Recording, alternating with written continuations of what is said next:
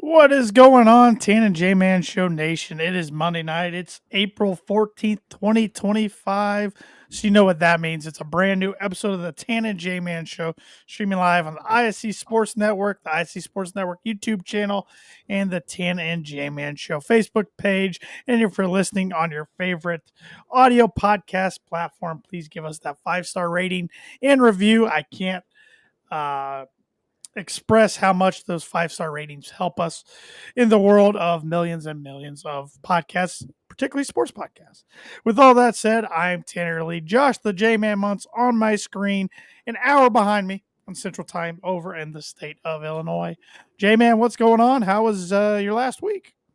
It was pretty good. Pretty good. The curse is broken. I didn't think it was going to happen. I didn't think it was going to happen. No, me but either. After years and years of J-Man's book of predictions, predicting that Rory McIlroy would win not only Masters, but majors. Yeah. Finally came to fruition after an 11-year hiatus. Rory McIlroy is back in the major winners circle, getting his first green jacket of his career and becoming just the sixth guy to win the career Grand Slam of majors in the golf world. So, and only the second in the past 50 years. The other guy, Eldrick Tiger Woods. So Pretty good. Pretty good company. Still crazy that he's won the only won the amount of majors he has, just because how many other times he's been in contention. Yeah. But this could unlock Rory going forward. I know a good friend of the podcast, Aaron Lynch, is predicting him to win two of the next three majors, two of the next remaining three. I don't know if he'll do that, but he does have a good track record at the courses where the PGA Championship and Open Championships are going to be played this year. But it'll be interesting to see where his career goes from here, and what the next big storyline in golf is going to be. Mm-hmm. I guess an easy one would be Jordan Spieth, because he's only one away from the career Grand Slam. That's the PGA Championship. But Jordan hadn't really been in the mix the past few years as Rory has. So other than that, I don't know what storyline you go with next. Yeah. I honestly don't. So shifting gears, we'll talk about the Masters here in a few minutes, but shifting gears to my birdie bogey question this week. It's college basketball related. We can talk about the final or the championship game. That's true. It feels like it was a decade ago already. Yes. It was just a week ago. But my question is, Cooper Flagg won National Player of the Year, and he will be the likely number one overall NBA draft pick. What player was the last National Player of the Year to be taken number one overall? It's a good question. It's not even the National Player of the Year. I'm trying to think who was number one overall picks the past decade or so. Yeah, it was tough. Birdie Bogey is brought to you by Arlington Public House for good cuisine, casual atmosphere, located 703 Main Street in Rochester, Indiana. Yeah, they didn't have any specials posted over the weekend, but their last post was about Ivory Moth being there for live music 2 weekends ago. So I know she's a musical artist that they have there quite frequently. So not only do you go there for good food, you can go there for entertainment as well. Mm-hmm. Go check out their Caddyshack room, which is 2 huge simulators, which you can hit golf balls on, which I actually did the other day for a little bit, and I was very discouraged because I hadn't hit a ball since, I don't know, late summer, maybe in the fall. Mm-hmm. And the simulator, was showing my distances were pretty bad. Oh. So, but yeah, you can hit golf balls. If you're not a golfer, you can do other things. You can kick soccer balls. You can have baseballs. You can throw footballs.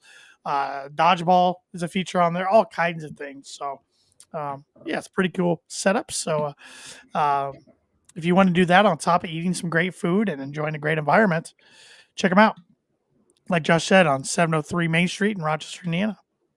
So, going back to the Masters talk, it was the 89th edition of the Masters, and I thought this was one of the best Masters of all time, just because of the roller coaster up and downs of emotions and anxiety of the players and patrons watching live and everybody around the world watching, whether you're a diehard golf fan or a casual golf fan or don't even like golf but tune into the Masters, or maybe you're just tuning in just because all the buzz online was talking about Rory McIlroy's ups and downs yesterday, but started off looking like it was going to be a 2-horse race. Rory McIlroy, Bryson DeChambeau.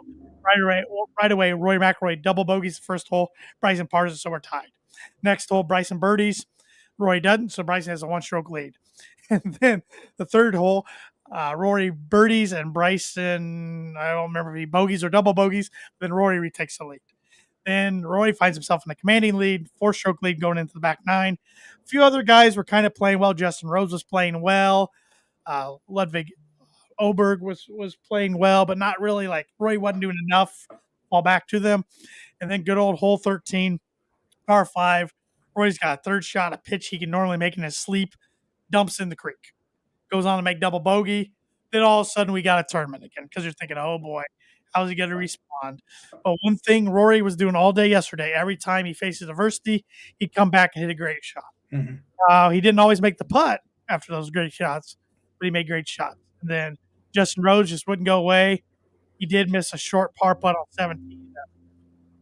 Ended up with him bogeying the hole, but he turns around hole 18, sneaks a long birdie to card a round which he had 10 birdies. And then Rory's coming down the stretch, just looked like when it looked like he was in trouble with 2 holes to go. They were tied. Hooks his drive left into the tree line. Hits an unbelievable shot on the green. Doesn't make the putt, but gets par. He was 1 up with two holes to go. That's right. Then going into 18, I had to kind of chuckle because Nance and even the guy who was commentating on 17, they were acting like it was done. Yeah. 1 hole left. I'm thinking he could bogey this hole. This isn't the easiest closing hole. And that's exactly what happens. And he bogeyed it from like 125 yards out. He had a wedge in his hand, which I think he'd take that 10 out of 10 times. He told him earlier in the week that was going to be a scenario. But he dumped in the bunker, got out of the bunker, and then ended up missing the par putt to win the match in regulation, to win the tournament in regulation. So they went to the playoff, replayed hole 18. He and Rose had good drives. Rose had a good second shot, real good second shot. Got a little unlucky that the ball didn't check and kind of rolled out a little bit. Roy hits one even closer. Right then I knew, I was like, Justin's got to make this putt to extend this. If he misses, Roy's not going to miss that. Justin gives it a good roll, misses. Roy makes it, and then just has one of the – and I got to be honest, I wasn't rooting for Roy to win. I was rooting for Justin Rose. I will be honest. I was probably one of the few out there. But I like chaos. I like drama. I like the storyline. I like the J-Man's book it curse that we've been doing for years, which has been a nice bit on this podcast. But right when Rory made that putt, that was one of the more authentic, genuine reactions I've seen out of a professional athlete in a long, long time. You could tell not only was he pumped to accomplish this dream of his that he's had a dream since he was a little child, but the weight was just lifted off his shoulders. You could tell it had been eating him up for 11 years. I mean, this was his 11th major. 11th Masters, he was trying to get this done since he was in that position, starting with the 2015 Masters. He'd been close a couple different times, and to finally do it, it was a pretty cool thing to see. So, yeah, it was kind of like the Steve Young get the monkey off his back sort of moment for sure. Right. I wonder what was going through his head when he missed that putt on 18 in regulation. He walked off. He looked pretty stoic, but you could tell it was eating at him because he probably felt like, man, I just missed the greatest opportunity of my entire career on a makeable putt. Yeah. I mean, it wasn't easy. No. It was I don't know if there is such thing on Augusta Green as an easy putt, but it was the one he'd make more times than not. And he was probably a little shell-shocked, like in disbelief that just happened. And he said the thing that helped him was his longtime caddy, when they were walking off, goes, well, buddy, we would have taken this if somebody would have gave it to us on Monday. Let's go win the thing. And he said that kind of calmed his nerves, which I was like, that's pretty good perspective. And I don't think caddies get enough credit because, of course, they're not the ones hitting the shots, but they're helping their guys with yardages, planning the shots, talking strategy. And like he did there, you have to keep your guy focused and positive. Like I know talking with a friend of mine that we've had on this podcast, Chris Smith, ex-PGA Tour player, he's told me time and time again, one thing that caddies got to do is the last thing they got to make sure the last thing they say to the player before they walk out of the window before the players the shots, say something positive. Last thing you ever want to do is be arguing or a caddy say something kind of negative, then walks away, and then that's your last mental thought. Good luck with this one, buddy. Yeah, exactly. Yeah. You do see guys argue with their caddies from time to time, and a lot of caddies are on somebody's bag for 3-4 years, and then it's a mutual split. Sometimes it's to save the friendship. Sometimes it's just professional differences or Right. whatever.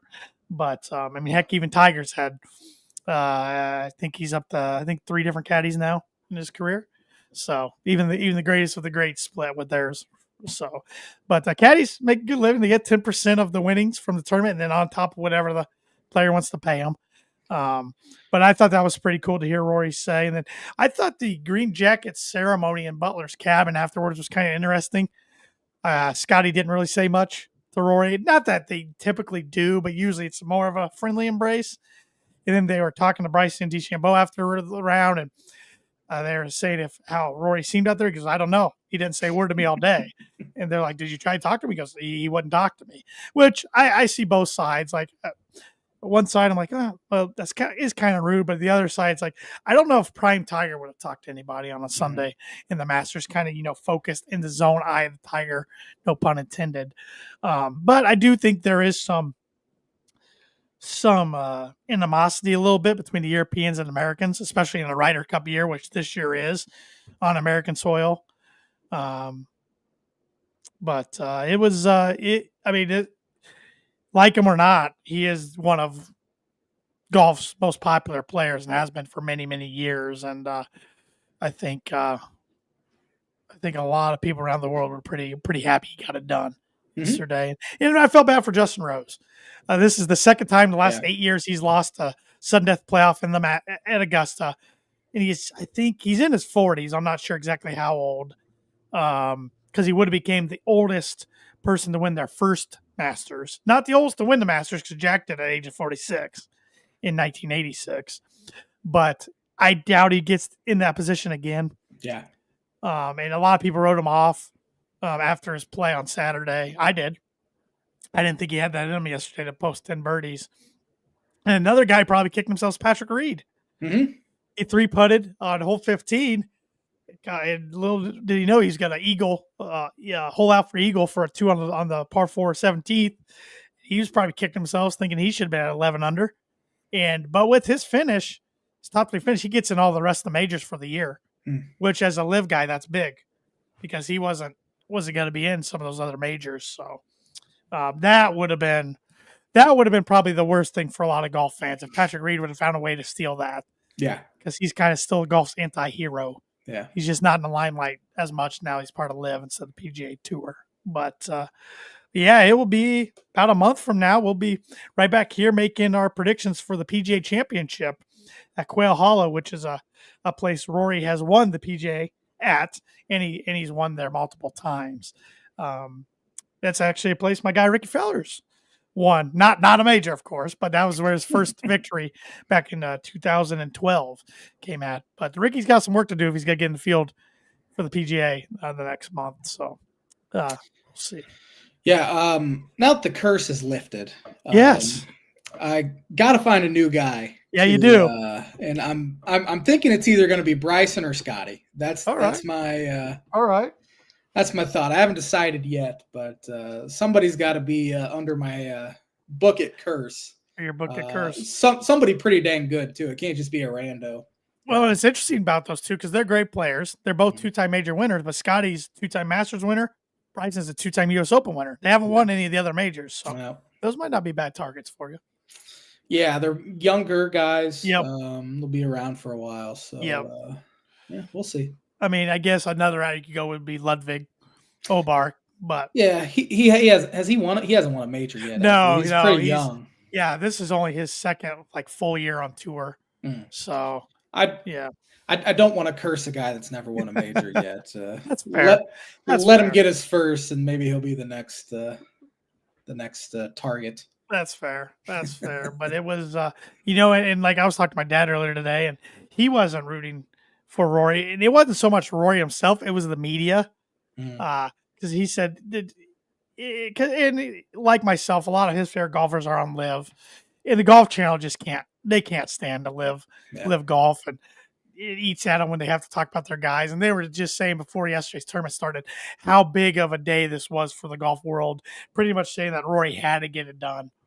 for the PGA Tour pretty much. And I don't know. I just thought it was kind of over dramatic a little bit. Yeah. But hey, they're the ones getting paid by the PGA Tour, so. Yeah, you can't really. You're not going to badmouth. No, you're not. But you're not. And you're certainly not going to promote Live either. So. No, they're not. They don't. They hardly ever talk about or show highlights. They did talk about Bryson the other night a little bit because they had to, because he was in the mix after 2 rounds, of course. But he just didn't have it yesterday. He just didn't have it. Didn't hit good iron shots, and when he didn't make putts. And I would say Saturday he didn't have it either, but he just fought his butt off to stay in it. Now Thursday and Friday he looked pretty sharp, but yeah, besides him and then Patrick Reed, none of the other Live guys were even around in contention. A lot of them missed the cut.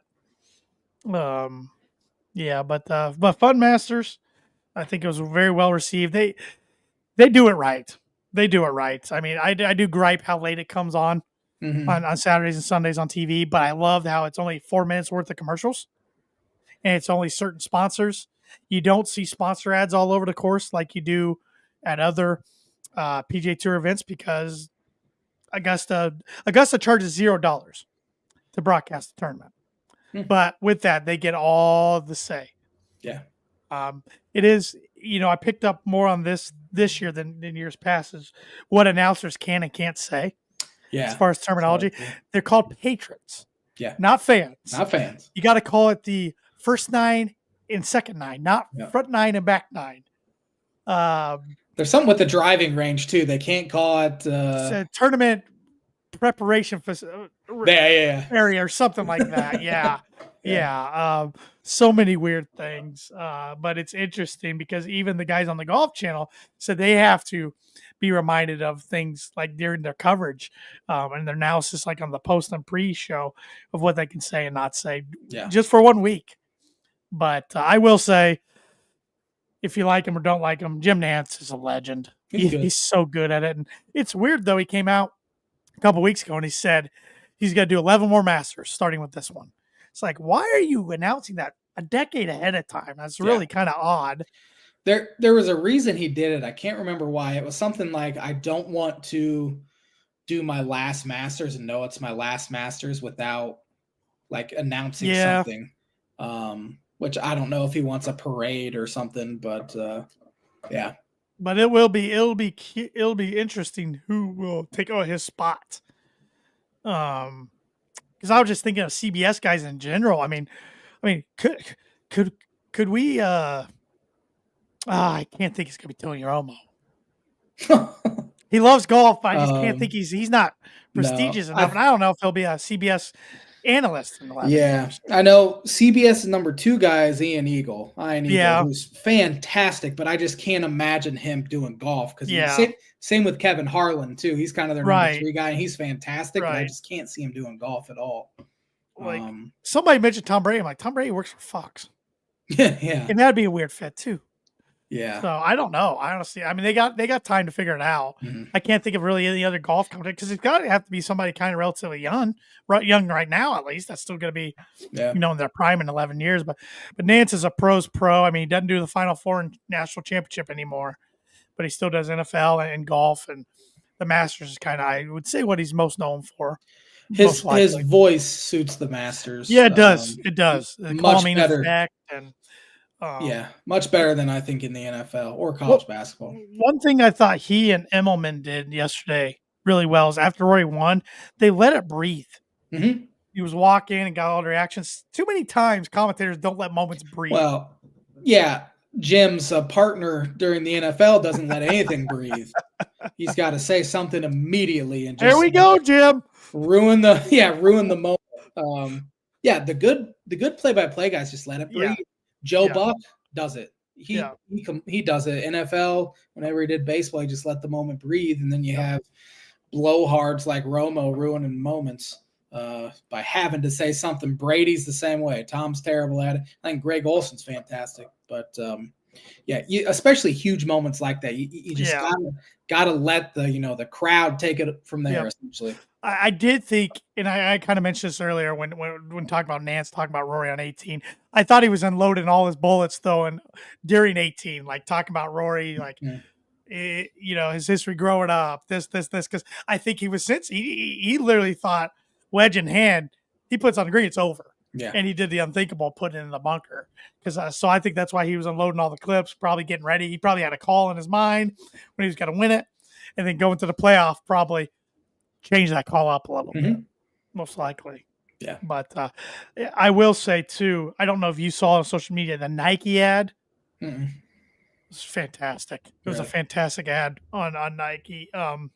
It was showing Rory when he was little, like watching Tiger and stuff, and swinging around the house. And it's at a dry cleaner's place, and you see this dry cleaner hit the button, and it's rotating around, and then the person puts up it's just a green zip up bag, and it says McIlroy, like the caddy bibs do, and they tag it on. It said something like, "This has been waiting for you." That is cool. For quite I'll some check time. that It out. was really cool. I don't think I verbatim got it right there, but yeah, it was pretty darn neat.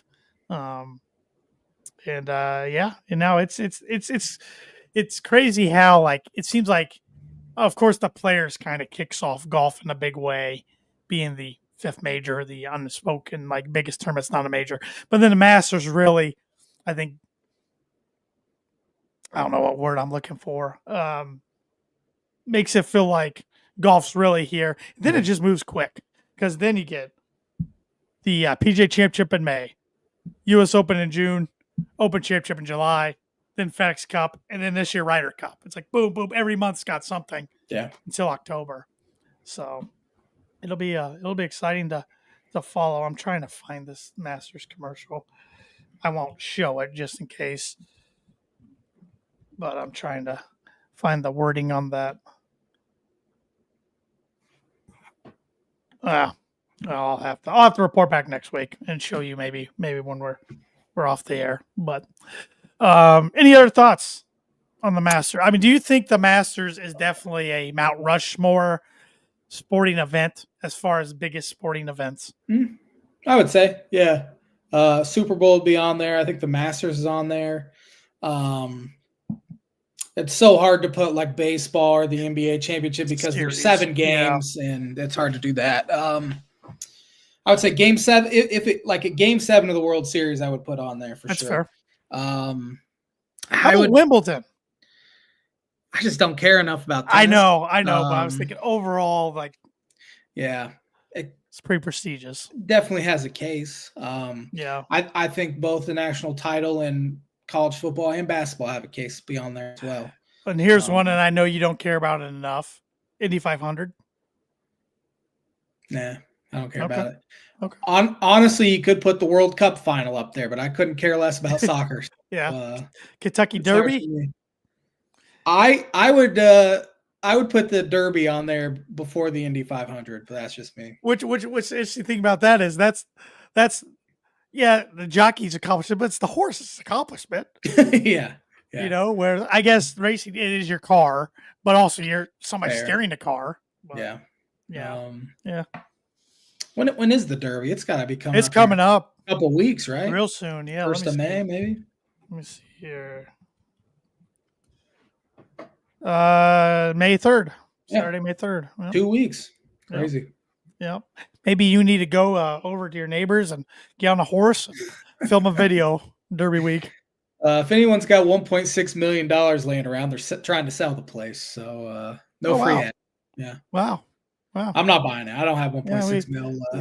We had a neighbor down the road from us that had listed their house for a little north of 1.6. I think it was 1.8. It's not on the market anymore, though. They obviously decided to stay for a little while. I don't know. Perhaps no one was offering them that kind of. Yeah, I don't think so. But hey, I don't know. I've never ban in it. So looks cool from outside. So they sell their house for 1.8. You can put yours up for 1 million and see what happens. I think I'd be sitting here for a long, long time. Yeah, long time. But yeah. So no, fun Masters. The 90th will be a big addition next year. Another thing I was thinking of the other day, you know how they always have legends hit the first tee shots, like the ceremonial tee shots to get started, and it's Nicholas, it's Player, and it's Watson right now. I was thinking, who's going to be next after those guys? That's what I was trying to think in my head the other day, and like maybe Ben Crenshaw, or they love Fred Couples. I know Fred's only 65, but like it's interesting to think who the next wave might be because for years it was Jack, Arnie, and Gary Player. Then Arnold passed away, so then they had to find a third. Tom Watson was next in line. So it's just things like that. It's just kind of interesting thinking, just like Nance, like traditions that you're used to in the Masters. How many change a Masters little bit. has Nance done? Oh, I think he started in the late 80s. Really? I Wow. think so. Maybe early 90s. Yeah. 30 years, huh? Yeah. I'll try to look that up while we switch gears here. Do you want to be educated? I always need educated. On this day in 1910, U.S. President William Howard Taft began the tradition of throwing ceremonial first pitch on opening day of baseball season. He was, I believe, one of a handful of presidents to play Augusta National multiple times. Pretty sure he's the one that died in his bathtub. He's Nance started in 1986. So he's called 40 Masters. Almost 40 years, huh? Yep. He plans to continue broadcasting until the 100th Masters in 2036, which would be his 51st year.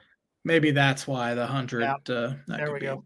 On this day in 1925, the first regular season Chicago Cubs game broadcast on the radio, WGN.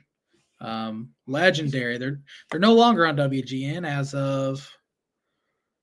Did you say 1925? Yeah. 100 years ago today. 100 years ago today, Yeah, Cubs broadcast their first game on the radio on WGN, and they were on WGN until I want to say WGN radio till 2019, maybe. Are they on the Score now? Yeah, they're on the Score. They were on something else for a year. I want to say 2019. It might be more recent than that. I'm surprised Marquee didn't have their own radio station or network. Yeah, I don't know. I don't know. They threw all their money into the TV station, I guess. How's that been going, by the way? From your perspective. I miss Lynn Casper, who was their play-by-play guy. He left to go call radio for the White Sox because he always wanted to call postseason baseball, which is ironic that he's with the White Sox. He didn't go. He didn't go to the White Sox just to get them to the playoffs. But if you're on TV, you're not calling playoff games. Yeah. So he wanted the option, and he did get a call, I think, a year or two worth of playoffs for the White Sox. And he probably got a raise too. Yeah. So I'm hoping when Pat Hughes retires, because he's 70 something, that they'll give Lynn Casper a call and bring him back. But Marquee, Pat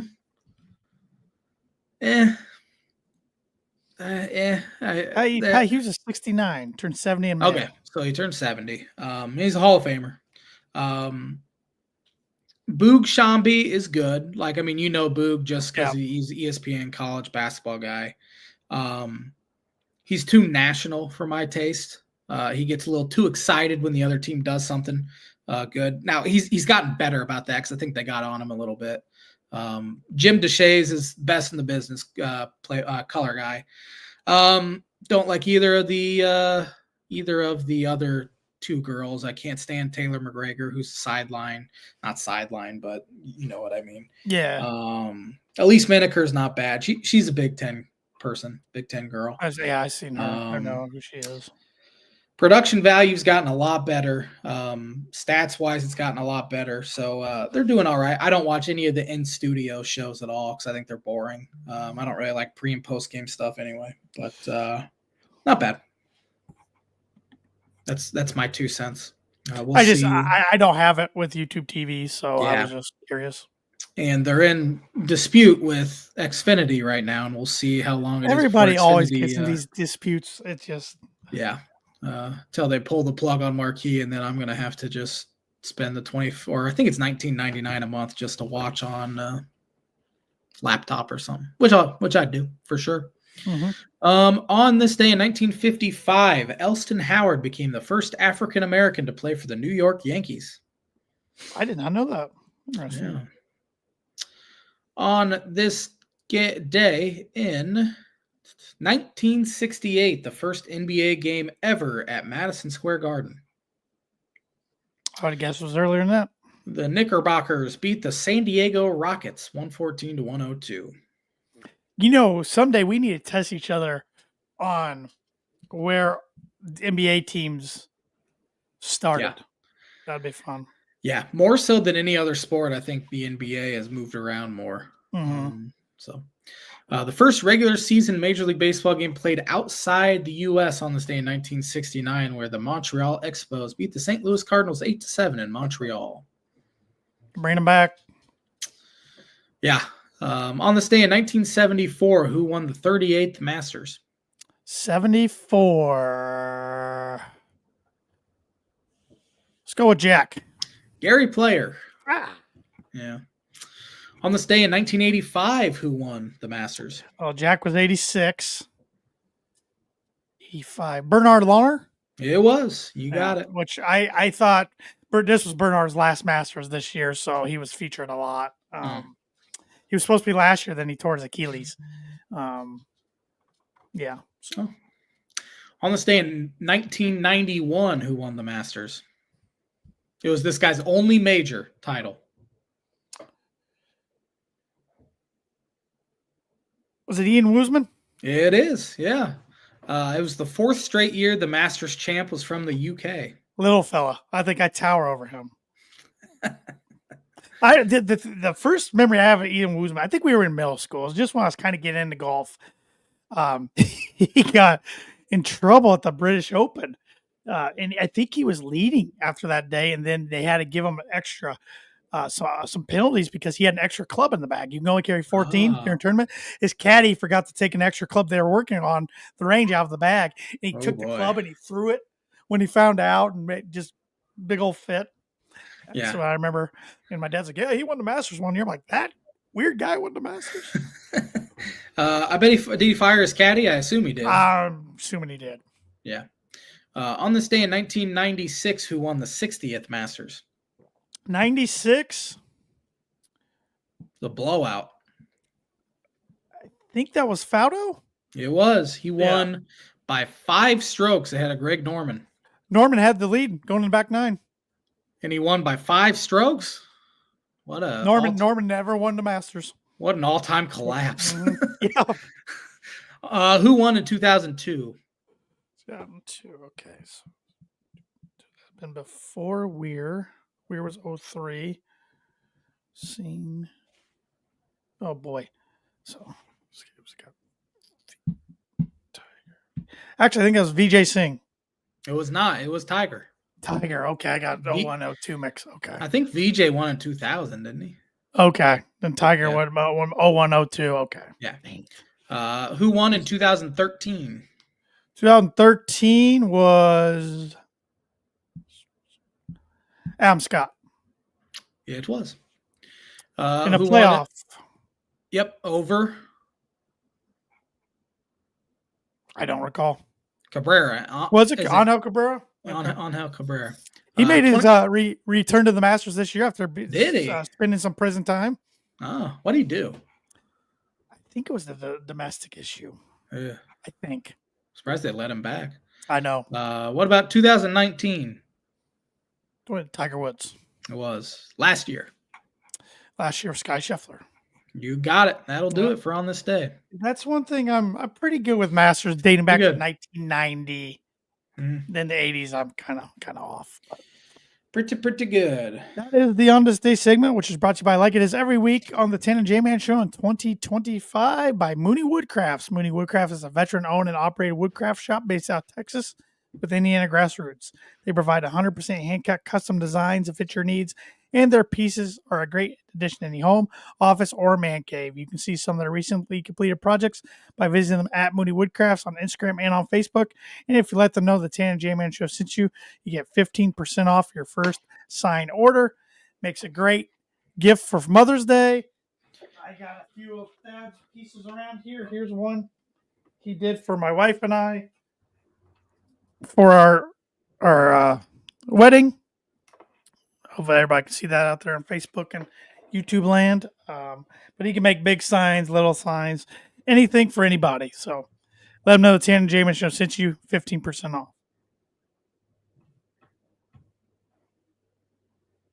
Well, before we get into the baseball talk, my blind rankings got to do with baseball.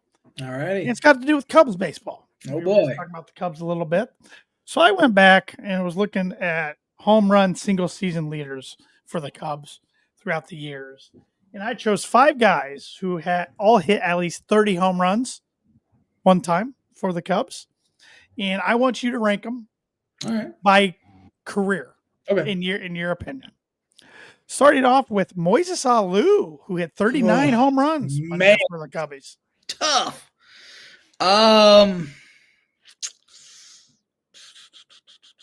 Man, he was good with the Cubs, but he was really good with like the Giants and Expos and Astros, a whole bunch. I'm gonna do the cop out and put him third, though. I don't know who else is on your list. Besides the Bartman, what's your fondest memory? And that wasn't a fond memory. What's your fondest memory of Moses as a Cub?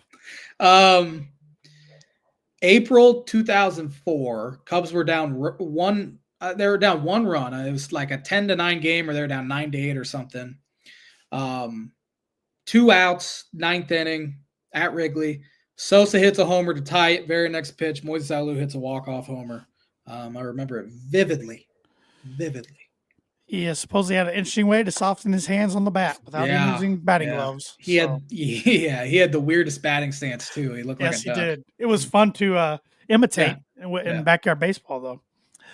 One of J-Man's favorite Cubs of all time, Aramis Ramirez. I'm gonna put him second. Okay. I'm okay with that. I think he had a better career than Moises, and I can't put him behind at this point. You have no idea who's coming up, I have no idea. I'm screwed. Chris Bryant. I was just thinking, the difference in opinion between Cubs fans and Rockies fans on Chris Bryant is unbelievable. I mean, you have Cubs fans saying he's a Cubs legend, Rockies fans saying he's the most hated player in franchise history.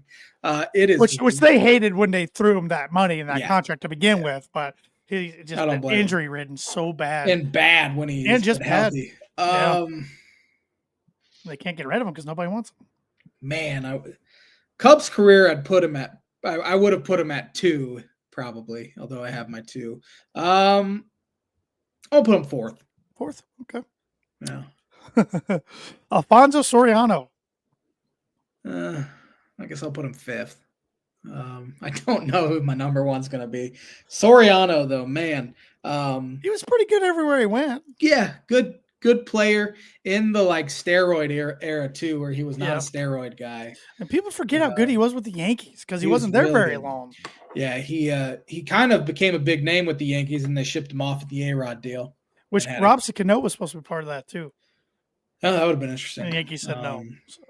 Yeah, Alfonso, it was the largest contract in Cubs history until the Cubs signed Jason Hayward. His first 2 years with the Cubs were good. After that, it was bad. And then I think his final year there was pretty good. But he ended up hitting, I think, over 400 career homers. So pretty good. And another one of your all-time favorites, I believe, Derek Lee. I'm okay with him 1, honestly. In a redraft of sorts. Yes. I put KB 5. Man. My heart played a little bit too much into this one. I probably put KB 5. Moises 4. Aramis 3. Alfonso Soriano 2 and Dealey 1. Okay. I'm okay with Dealey at 1. He could hit. Yeah. But yeah, I would say up until like Rizzo got there, he and Aramis were my 2. And of course, Sammy Sosa. I wasn't putting Sammy in there. That was going to be too easy. I was leaving it open just in case. I thought about throwing Rizzo in there, but I thought this list would be a little more difficult. That was difficult. Yeah, I'm going to be thinking about that. You know, with Derek Lee, I remember when the Cubs made that trade. He saw Troy for Derek Lee. I mean, he was okay for the Marlins, but man, Yeah. he really turned into a pretty good ball player for the Cubs. Yeah, I would argue the best season a Cubs player has had since Sosa was Derek Lee's 2005. The team stunk. But he hit, I think it was 335 with 46 homers, drove in well over 100 RBIs, probably won the Gold Glove that year, and he ended up finishing third in MVP voting behind, of course, Albert Pujols, and then Andrew Jones, I think, was second. And then the very next year in April, he broke his wrist, and really the power numbers were never really there again, but he was a high average hitter. Love that guy. Yeah, I thought he was one of your favorites. Mm-hmm. So, and I knew Aramis was. Definitely. Definitely. Yeah. So, and that is the blind ranking segment, which is brought to you by, like it is every week, Performa Print 2 Promo Group. If you're looking for a trustworthy, dependable resource for next trade show, company picnic, or sales meeting, Performa Print 2 Promo Group has over 50 years combined experience in promotional products and commercial print. They strive for fast and efficient response to all your print needs, so you need to look no further. Let them be your one source print and promotional company today by giving Barbara Van Weinsberg a call at 574-210-3815. Cubs had a pretty good weekend. Yeah. They're playing some pretty good baseball, honestly. Outside of those stupid 2 games in Japan, Cubs are 11-5, so playing some good baseball.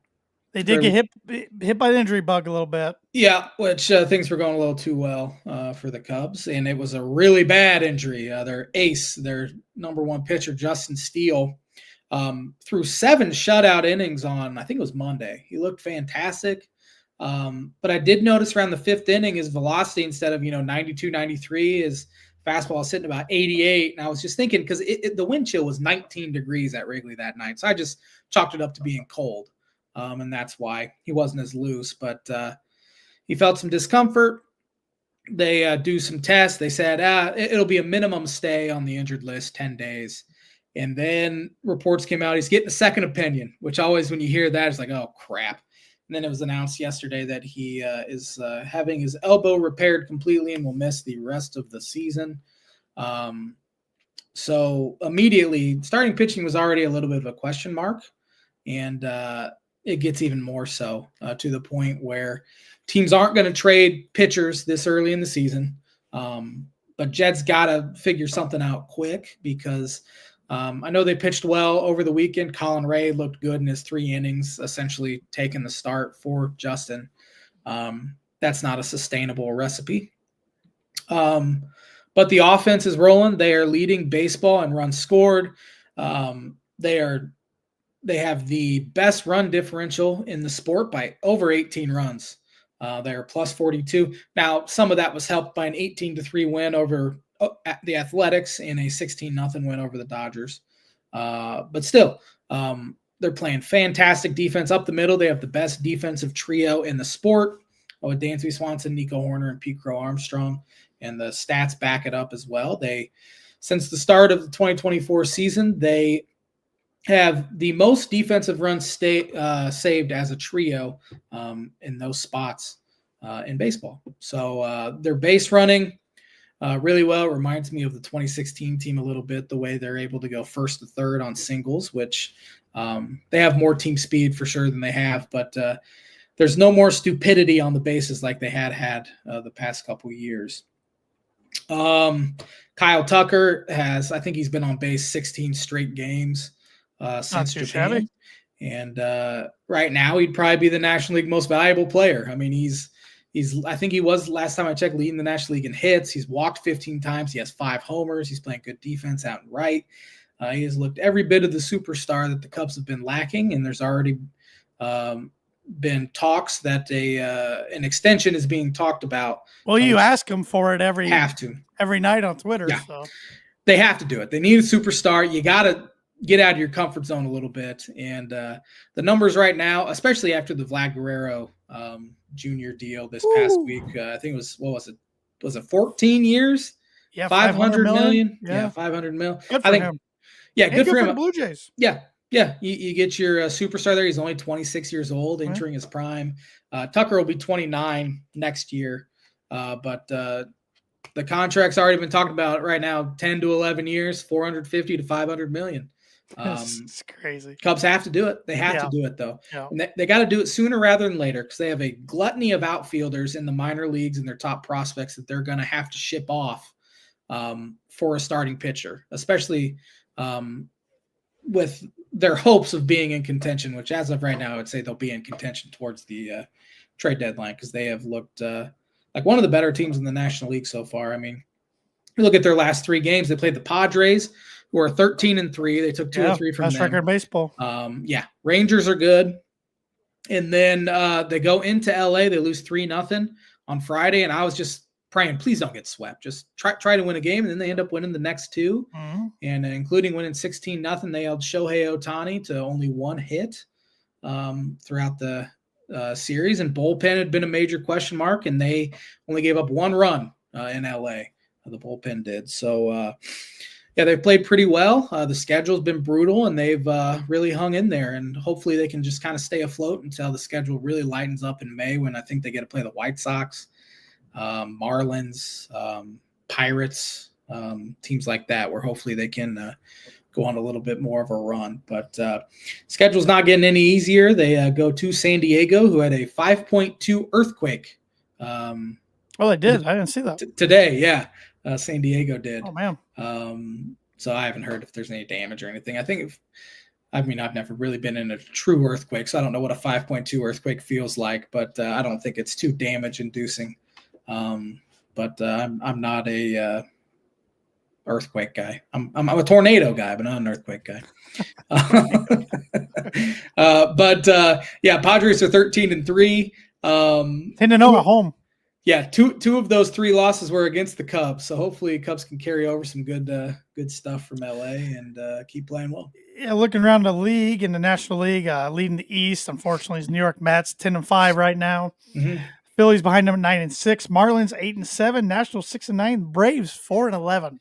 Yeah, Braves I think lost the first 7 games. They're 1-9 on the road. Yeah, haven't played well at all. They got swept in San Diego to start the year. Then I think they got swept in Houston. Marlins are a little bit of a surprise through 15 games. I think they'll taper off, and Cubs will hopefully raid their pitching staff because they have a pretty good pitching staff. Dodgers in 3rd place is kind of funny because I still think they'll win 105-plus games there. But Giants are looking good. Padres are looking good. Yep. In the West, you got Padres 13-3, Giants 11-4, Dodgers 11-6, Diamondbacks 9-7, the worst record in the league. The Rockies at 3-12. They're real bad. They stink all over the board.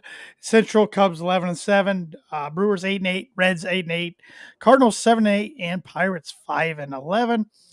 Over in American League in the East, you got the Blue Jays at 9-7, the Yankees at 8-7. Red Sox 8-9, Rays 7-8, and the Orioles 6-9. The Central, the Tigers are 9-6, Guardians 8-7, Royals 8-8, Twins 5-11, and the White Sox after that hot 2-1 start 4-11. 6 on the road. Yeah. The Rays have only played 3 road games. They haven't won any of them though. And then the West, you got the Angels at 9-6, Rangers 9-7, Mariners 8-8, Astros 7-8, and my bold prediction not looking hot. Athletics at 6-10. Yeah, I mean, I watched the A's 2 weeks ago when the Cubs went out there, and they were not overly impressive. I think Cubs outscored them by like 35-9 in a 3-game set or something like that. Sacramento crowd. Yeah, their first crowd was great. After that, they're not having people show up to there. Like that's bad. That's bad. The Rays, it's weird seeing them play in spring training stadium. Yeah, it is.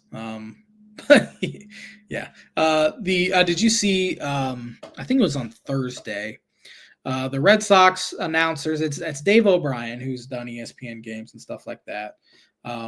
He goes, Boston heading out to Chicago. The White Sox have lost 8 in a row. Red Sox need some wins, and it's coming at the perfect time. And then the White Sox go and win the first 2 games of that series against the Boston Red Sox. Why you don't put that out there? I know. Yeah, you Dave. don't say that stuff. And that's bulletin board material. I mean, come on. Yeah. And I don't care if it is the White Sox. I mean, it's still bulletin board material. Yeah. The funny thing is, the White Sox didn't lose 8 in a row until June last year, and they'd already done it within the first couple weeks of the season. So they might rival their 120 some loss. They're not good. Them and the Rockies might They're awful. Yeah, the other teams in last, I could see Baltimore winning that division. I could see Atlanta winning that division still. The A's, no. But I think the A's are better than the Rockies and White Sox. Pirates, no. But, yeah. I don't think there's really anything else that interesting happened in baseball over the week. But yeah, I'm very happy so far with the Cubs start, and hopefully they can keep it going. And honestly, if they win one in San Diego, I'll be tickled pink because I was I was like, please, if they could go 3-3 over the next 6, I'd be pumped because I mean, 2 tough places to play. Cubs have not lost a series in LA Dodgers since I think 2022, believe it or not. Wow. Yeah. Wow. That's a cool fact. Yeah, I think I saw last night they have not lost a series in 3 straight. I think they split once, and I think last year they won 2 or 3 out there. Yep. I could be way off, but switching gears to basketball, NBA playoffs are set. Now, I know we don't talk about the NBA a bunch on this podcast. But first round matchups in the Eastern Conference, the number 1 seed Cleveland Cavaliers will be facing the 8th seed, which is to be determined this week, either the Magic, Hawks, Bulls, or Heat. Look at that, J-Man. The Bulls are in the playoff. The Bulls, after they traded Zach LaVine, had a better record than the Kings did, who have Zach LaVine, Levine, whatever his name is. I'm telling you, I said this about Giannis after his rookie year. Look out for Matisse. What's his last name? Buzelis? Yeah, Buzelis. Matisse Buzelis, the Bulls' first-round pick from last year. He was getting number 1 overall pick buzz at this time last year and ended up going 11th. But 8 points a game as a rookie. Didn't get many opportunities the first couple months either, and he ended up having a great year. So watch out for him. Give me the Bulls, though. Big Bulls fan. You heard it here first. The Dan J-Man Show. The number 2 seed Boston Celtics are going to face either the number 7 seed, either Orlando Magic or Atlanta Hawks. 3 seeded Knicks are against the 6 seeded Pistons, who has a surprisingly pretty good year. Yeah. 4 seeded Pacers are against 5 seeded Bucks. That should be a good series. And in the West, got number 1 seeded Thunder facing either the 8 seeded Warriors, Grizzlies, Kings, Mavericks. Got the 2 seeded Rockets facing the number 7 seeded either Warriors or Grizzlies. Number 3 seeded Lakers facing number 6 Timberwolves, and then number 4 Denver Nuggets, who just fired Michael Malone.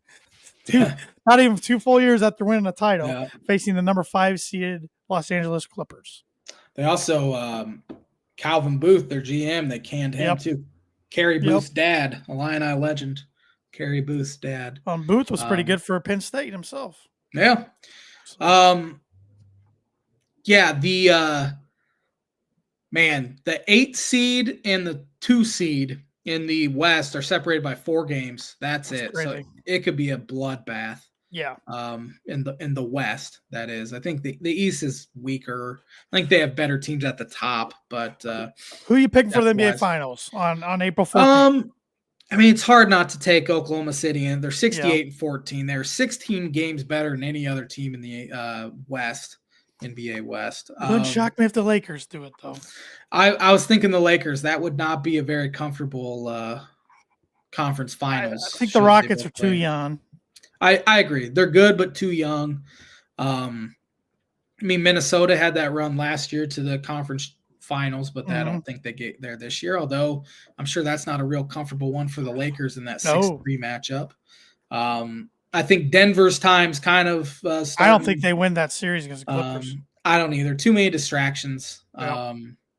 And who knows? This might be the year they end up having to just kind of blow it up a little bit. Well, I think that's part of the reason they did that. They're like, we need to win more with Jokic.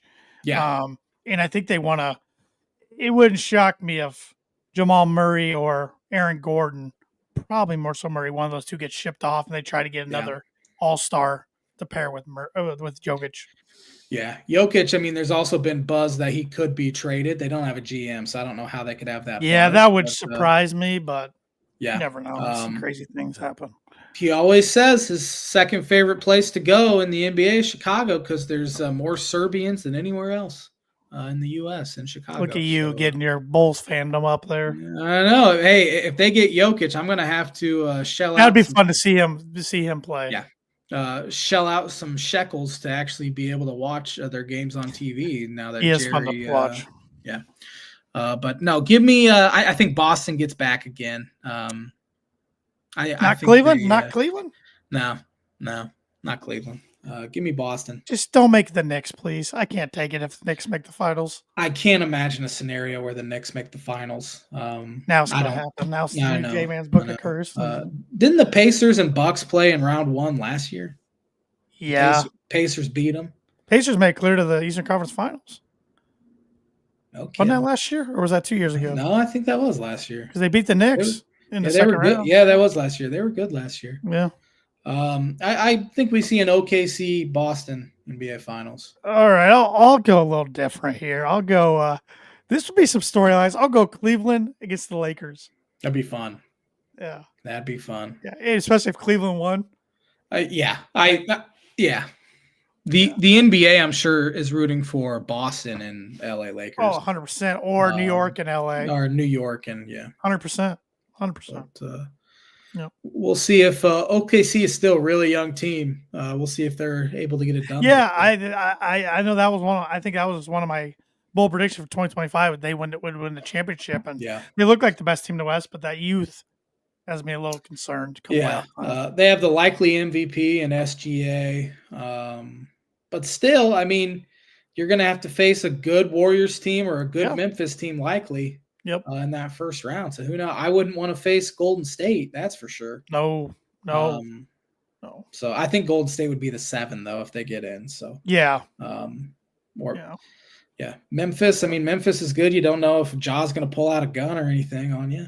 Yeah, big Zach Edey in the center. Actually, I watched a little bit of the Memphis game last week. He had 2 points at halftime. He didn't get the ball much in the first half. Only if he got the rebound, usually. Yeah, he's still an interesting fit in the NBA, but he's had no. He's done pretty good. He's done pretty good for himself, especially with the coaching change. Yeah. So, but it's hard for me to watch the NBA. It was literally just run and chuck between Minnesota and Memphis. Cannot handle. But I will say those guys make tough shots. It is pretty impressive how many shots they make. Yeah, that is the thing. I think it's less bad defense and more these guys are just so freaking. They're the best offense players in the world. Yeah. I mean, yeah. Tough shot after tough shot, and it's hard to measure up. But I think it's boring. It's just me though. Right before we get to birdie or bogey here, you still do have a book at prediction. Shoot, I do. Man, what should it be? Anything exciting happen this week? This will be the J-Man's book prediction of the week. Bulls will get the 8 seed. There you go. I'm glad you reminded me. I would have completely forgot. J-Man's book your prediction of the week brought to you by Travis Watchering Insurance Agency for life, home, auto, business, renters, workers' comp, and farm insurance. Contact Travis 219-869-4561. And some portal news on the basketball front. It's not portal news, I guess. Braden Smith's officially coming back to Purdue. Not even going to test NBA waters like a lot of people thought. So, they're locked and loaded, ready for a big run next year. Should be hopefully adding a European player here in the next couple of days, which I watched. I watched a little bit of the game the other night, and I was impressed with the guy going to Illinois.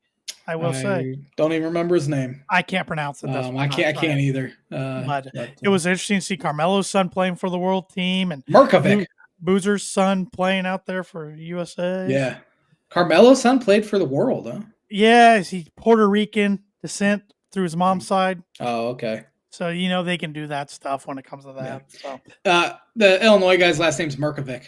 He was good the other night. Same as remember the Northwestern Markovic? Oh yeah, in high school. Yep. Yeah, hopefully he's a little better than him. Lastly, we can hit on this more next week when more comes out. But Tennessee's quarterback, Tennessee said, "See you later" when he wanted an NIL deal of $4 million per year. Solid quarterback, not worth $4 million. No, it sounds like he's going to North Carolina. Likely, old Billy Belichick's gonna put up with that somehow. Poor Ryan Brown. Yeah, yeah. Birdie bogey time. Let's see here. I didn't even put it on my phone. I don't even know why I'm looking. Cooper Flagg, likely number 1 overall pick. I would say he's the number 1 overall pick. And he won National College Player of the Year. Who was the last National College Player of the Year to go number 1 overall? I'm going with Blake Griffin. That is a heck of a guess. But incorrect. It is Zion Williamson. Oh, yeah. That makes sense. Yeah. Yeah. Dang it. Well, I didn't see it anywhere. I'm like, yeah, that's an interesting question. And then I looked it up thinking it was going to be like Anthony Davis or something. I completely forgot about Zion. Yeah, I did too. Um, But that's I knew Blake was probably a ways back. I knew there's probably one, but I'm like, if I don't say him, and he was the first one that came to my mind, Yeah. I'm gonna be mad at myself. So I don't blame you. that's another bogey. I need you to pull a Greg Norman choke job for the year to get back into this. Yeah, maybe we need to start I already got yours for next double week. bogey. Oh, great. That's reassuring.